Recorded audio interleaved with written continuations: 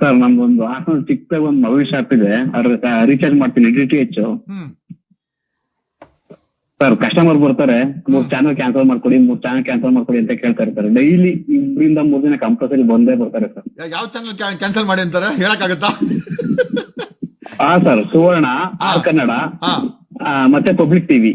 ದಯಮಾಡಿ ಸರ್ ಕೇಳಿಸ್ಕೊಳ್ಬೇಕು. ಏನಾದ್ರು ಮಾಡಿ ಕ್ಯಾನ್ಸಲ್ ಮಾಡ್ಕೊಡಿ ಅಂತ ಹೇಳ್ತಾರೆ ಸರ್. ನಮ್ ಕೈ ಆಪ್ಷನ್ ಇಲ್ಲ, ಇದು ಕಸ್ಟಮರ್ ಕೇರ್ ಕಾಲ್ ಮಾಡಿ ಅಂತ ಕಳಿಸ್ತೀನಿ ಸರ್ ನಾನು. Okay okay okay. ಅಂದ್ರೆ ಜನ ಬೇಸತ್ತಿದ್ದಾರೆ, ಚಾನೆಲ್ಗಳು ಸುಳ್ಳು ಹೇಳ್ತಾ ಇದ್ದಾರೆ, ಚಾನೆಲ್ಗಳು ದಿಕ್ ತಪ್ಪಿಸ್ತಾ ಇದ್ದಾರೆ ಅಂತ ಅವ್ರಿಗೆ ಬೇಸರ ಆಗಿ ಡಿಸ್ಕನೆಕ್ಟ್ ಮಾಡ್ತಾ ಇದ್ದಾರೆ ಅಂತ ತಮ್ಮ ಅಭಿಪ್ರಾಯ?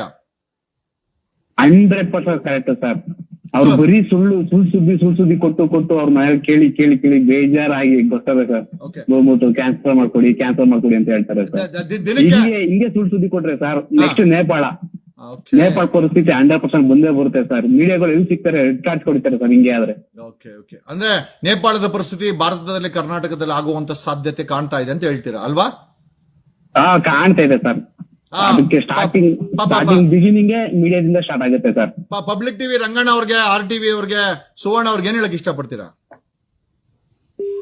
ಸರ್? ಅವ್ರಿಗೆ ನೀವ್ ಏನ್ ಹೇಳಿದ್ರು ಬುದ್ಧಿ ಕಲಿಯಲ್ಲ ಸರ್. ಅವ್ರಿಗೆಲ್ಲ ಸೂಕೇಸ್ ಬಂದ್ಬಿಟ್ಟೈತೆ, ಓಕೆ.